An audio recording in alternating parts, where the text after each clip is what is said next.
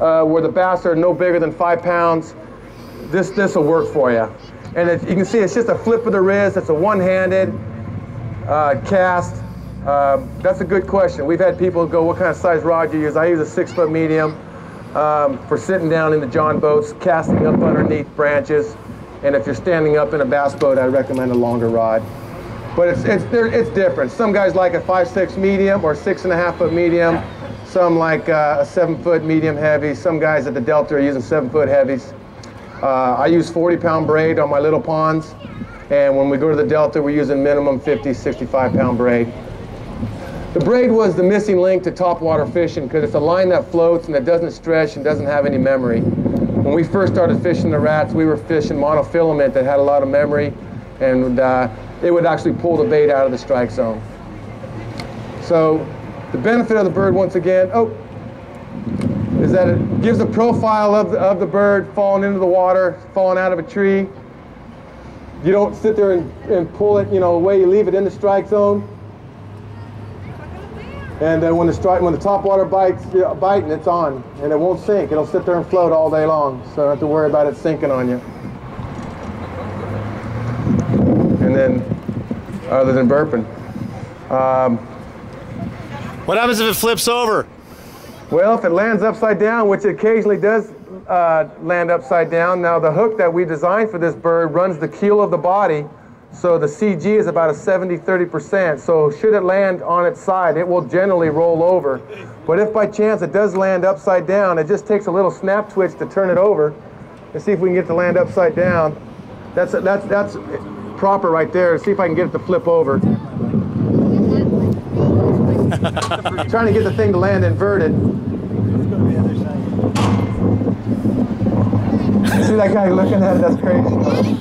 I've never been on a tank like this before, so there it is. See how it's inverted right there? Just a little snap twitch, and it rolls over. So when I had them manufactured, I told them to make a little extra wing material and a little extra tail material. That way the angler can trim them. I didn't want the manufacturer to try to trim the bird exactly perfect, because then if they came up short, then we would have a lure that couldn't be fixed. So when you get your lure, your bird out of the box, you want to trim your front wings to 2 inches on each side, and then you want to do 5/8 on the back wing, and then I go about 1.25 inches on the rear tail. If you have too much wing on there, it'll make the bird hard to roll over. But my friends all say they don't care if the bird lands upside down anyway, because if a bird's flying through the trees and it falls in the water, sometimes they're upside down anyhow. But should it happen, it'll roll over. But it's only maybe one out of 5 where it's inverted. And just leave it in the strike zone, Find that skinny shade. You want calm water when you're fishing top water. You want shade. There's a lot of current in this pool right here. You getting that, Dano? But there's the bird. Like, especially at the Delta, we'll just let it float. When you got the tide rolling out of the Delta, you just let this bird just roll in and bounce around those tulies as it goes down, and the fish will come up and clobber it. And I think the key to this bait right here is the fact that it stays in the strike zone for a lot longer and it doesn't sink. And when the bass is sitting there along that tree stump and you throw this bird in there and he hears that splash above him, he sees that profile of that bird sitting right above him right there. That's free meal. He's having poultry today, no more fish. So other than that, I believe... How about skipping it? Well, it can be skipped. And get fish just,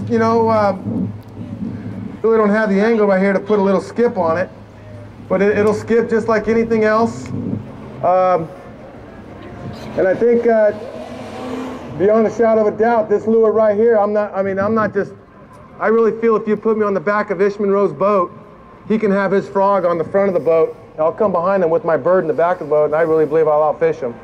This lure right here has retired all my frogs, all my rats. We've heard of guys across the country that have given up on their frogs and rats, and they're all just bird guys. Last guy I heard sold his whole frog arsenal for $250, and is strictly bird fisherman now. And I think we're going to be hearing more of that. It's happened to me. It's happened to my friends, and my friends are all 30-year anglers. They don't even take their frogs or rats to the lake anymore. They're all bird guys. My other angler friend, he says someday the fishing community will learn what we already know. And that's this guy right here is a worker. How about the colors and how they match the environment?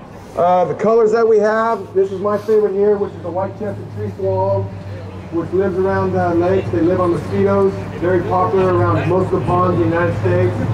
We have a yellow-headed blackbird, which was, I don't know if you have it, I have one here, I don't think I do. There's a yellow-headed blackbird right there. That was recommended by the Clear Lake. I guess they said they have a lot of yellow-headed frogs that are sold up there at Clear Lake Outdoors. And he asked us if we could make a yellow-headed blackbird, and that's, there's one right there. We have a red-winged blackbird, which is our best seller. It sells 2-to-1 over any other lure that we have. They say the biggest fish that are being caught on this red-winged blackbird right here. It's absolutely amazing in the water. We have a gray finch, and we have a bluebird. This is the southeast United States.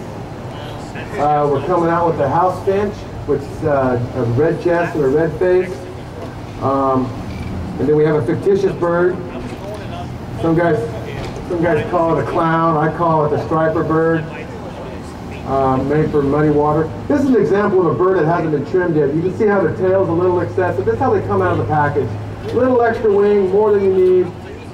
So like I said, cut them down to 2 inches. You can go to www.flipinthebird.com, which is our webpage. I have a little segment on there on how to trim your bird and how to tune your bird. You can probably notice by having too much wing, it'd be hard for the bird to roll over. This is what you want. This is the length you want to end up with when you're all done. As far as the amount of wing material that you have. So just a little bit of trimming.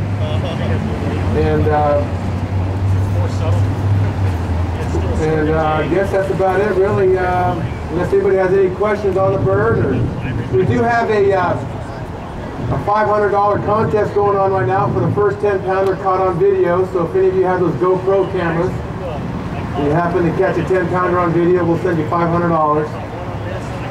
And then Dan's going to have another raffle at the booth here in the back. We have a little table set up. There's also some cut up. We have some birds that actually cut up and autopsied, so you can look inside of them and see what they look like on the inside. Yeah, I have one right here. I don't know if it's kind of hard to see, but this is one of our prototypes that they cut open. You can see how the wings are knotted rather than going through and through the body. There's actually individually not. The durability of these fish, we've got anglers. One angler in particular has got over 130 fish on one bird and still in action today. We got guys in the Delta that are like 70, 80 birds or 80 fish on their one bird. So though it's a $12 item, the bird will last you all season long. It's not going to wear out on you. And if by any chance you're not happy with your bird, go ahead and go to our webpage and we'll refund your money. It's a 100% money back guarantee. I have yet to have anybody call me on that offer. We have had some people say they can't get their bird to roll over, but as soon as I tell them to give their bird a haircut and trim the wing, they have no problems with that. And but it will last you all season long. This bird right here, I probably got maybe 15 fish on it. This season really hasn't kind of kicked off yet as far as the topwater bite is concerned. But I would easily say that you're going to get at least 50 fish out of your bird before you probably wear it out. So a guy that has 130 fish on his bird, at 100, he lost one of his wings. He came back crying, saying his bird's sinking on him. And I go, let me see your bird. And I go, well, one of your wings got pulled out. So we tied him up a new wing, inserted it back in there, put the bird back into service, and he's at 130 fish right now on one bird. I've had guys do these frog tournaments over at the Delta, and they buy a couple frogs, and by the end of the day, the frogs are torn and sinking, and their $20 investment in birds is already gone after day one. Once again, I don't want any of you to have a bird that you feel like you've been cheated or you're not happy with it. I do give you a 100% guarantee, and I'll give you your money back if you're not happy with your bird. But I will warn you, should you give the bird a fair chance, it's very possible you're going to retire all your frogs like I did my frogs and rats. So you might want to sell your frogs before you start fishing the bird, because you probably won't go back to it. It really is that good of a lure. My friends wouldn't let me live it down if I should create a lure that wasn't better than anything out there. And I truly in my heart believe I did it. only because of my San Jose State engineering, those Spartans, and the MacGyver that's in that little shop. And I love just tinkering. And I truly believe that this thing is going to win an FLW event. It's going to win an Elite Series event. We were down in Okeechobee. We gave 25 of the Elite 100 got birds.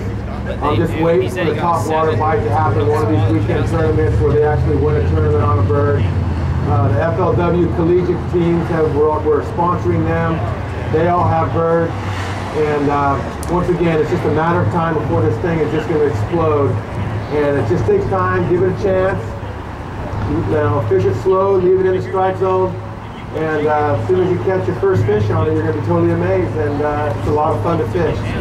So we've only been out since last August, less than 9 months or so. It's our first presentation. We've got a couple thousand birds out there in the world right now. And the feedback's been awesome. And I can't say I'm very proud of it. And I'm glad Dan gave me the inspiration to go ahead and bring a product to market. And aside from that, I'm getting kind of a little long-winded here. If anybody has any more questions, I'll take a question. If not, I'm going to check out. Yes, sir. Where do you show them? It's inside the where the fishing department is. In the back section of, there's a couple tables set up there. There's the Shimano guys back there doing reels and tune-ups, and there's other people back there. We got a table. There's no exposed hook point, so how do you get the hook set? Here's a bird coming to you. Stay right there and see if I can. I'll get him close to you anyway. Oh, there's a little crosswind going. Oh, I see. Now when I'm fishing my ponds, I pinch my barbs. I wanted to make this thing barbless from the factory, but they told me you don't want to do that because everybody wants barbs. But when they eat this bird, it's so far down in the throat that I'm doing more damage to the fish trying to get the hook out than I am catching them. And so, and if you're in a tournament fishing for the $100,000, I can see you wanting to leave the barb on there. But when you got a fish hooked in the gullet, it's so nice with the barbless when you're able to just push it down, get the hook out, and let the fish live. And so I do recommend barbless fishing. I personally think it should be the next phase of bass fishing. We started the catch and release in the 80s.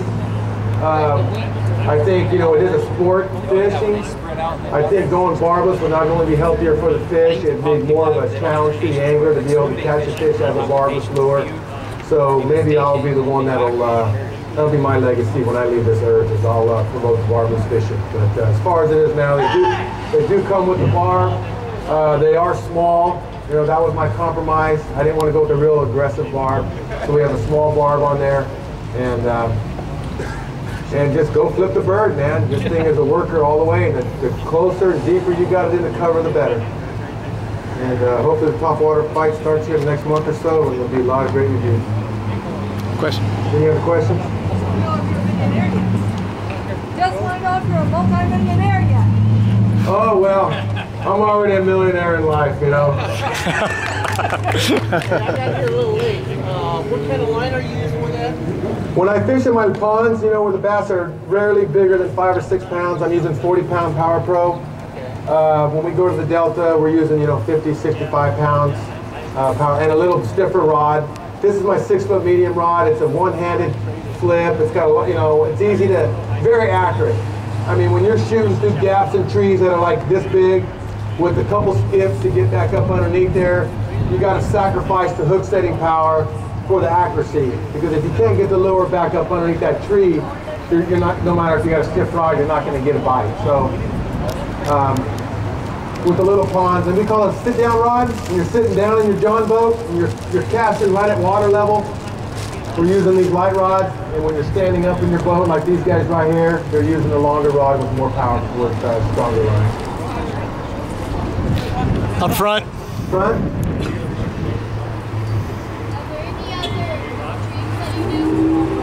Are there any other what? With the bird? I would say, well, it's up to your imagination and what kind of retrieves you want to use. But I just tell my anglers that are using this lure to play bird. I mean, picture a bird living in a nest or flying around the trees, and he flies into a tree and knocks himself out, falls in the water, or a baby bird that tried to fly for the first time that fell out of the nest and went to plop.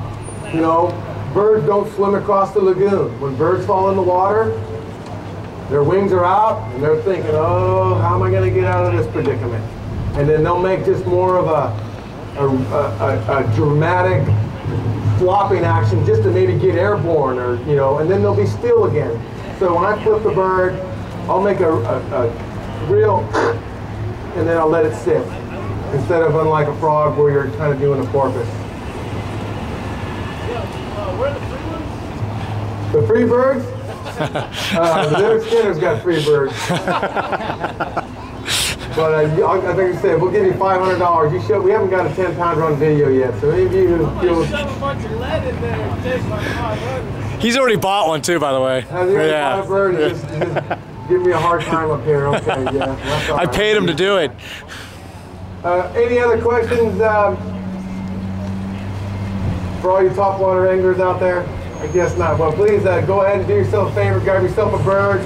And once again, if you're unhappy with it, I'll give you your money back, but that's not going to be the case. You're going to love the thing. It's totally weedless, very lifelike, non-sinker, catches big ones, and it's a real deal. Yes. Milk Cotton's carries the bird full time. We have approximately 35, 40 tackle shops across the United States that are now carrying the bird. We got them at Fisherman's Warehouse or online at Tackle Warehouse. We got our webpage at Flipping the Bird, where we have forums and testimonials. We'd rather you come to our webpage. We're going to be having bird rods and come here. Come to Milk Cotton. Mel Cottons. Milk Cottons if you're in the area. I have not caught a striper on a bird yet. This is our striper bird. We were going to try to get one at the Delta this year. That's the nickname of this guy, is a redhead, is the striper bird. But we got guys catching them on this bass, but I have not seen a striper caught on a bird yet. Maybe you can be the first. I'll tell you what, I'll give you $100. You show me a video with a striper on a bird. Who knows? It's the striper color. Matter of fact, we're bringing it up. How about I donate this bird to you? There you go. There you go. Make sure to give it a haircut, okay? It's got, you're going to go 1.25 inches on the tail and go 2 inches on the front wing and 5/8 on the rear wing. You can go to flippingthebird.com to see how to trim the bird. Good job, Right, Sam. so that's it. That's it. Thank you very much. Go Niners. Oh yeah. I'm prepared Niners. So if you want to come to the booth, I got a Super Bowl ring right here. We'll be at the back bird booth, and when you get a bird, we'll let you try on the 49ers. I know you guys passed it around. I appreciate it. Hey, listen, I do have a quick. Oh yeah. The hook that you have it here, is that a double Yeah, I'll hook? autograph it if it's me in Oh, uniform. okay. Yeah, it's a double hook. Yeah, I played 1 year in 1988. I played with Joe Montana, Jerry. I went to San Jose State. I walked on to the 49er camp. And the year that I was there, Todd Shell from BYU, who was penciled in to be a starter, injured his neck, and he was done for, his career was over. And that was the year Bill Ring retired. Bill Ring was a fullback, and he was a special team standout. So he retired, and then Todd Shell was injured. So next thing you know, there's a backup linebacker opening and a special team opening.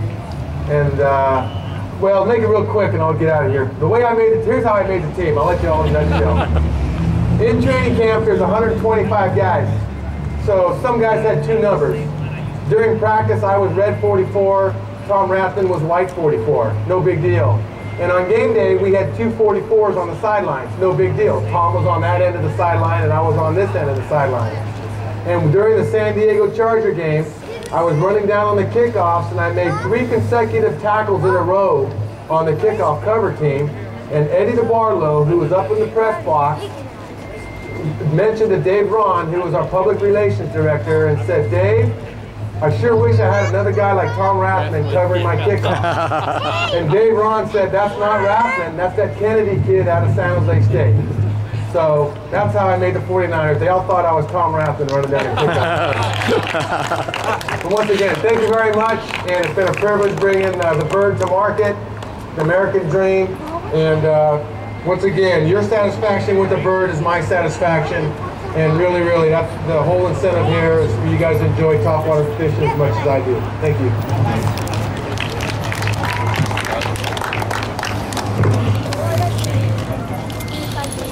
I'll go buy me a couple more birds. Beautiful. I got a discount on this one. Yeah, you got a good deal on that This is one. great. There. And I love the top water. I mean, there's nothing more fun than watching that thing just break loose. And this is something different. You know, it's something fun. It's something different. Well, hey, you ever see a convoy of little duckies going down? That's okay. Yeah.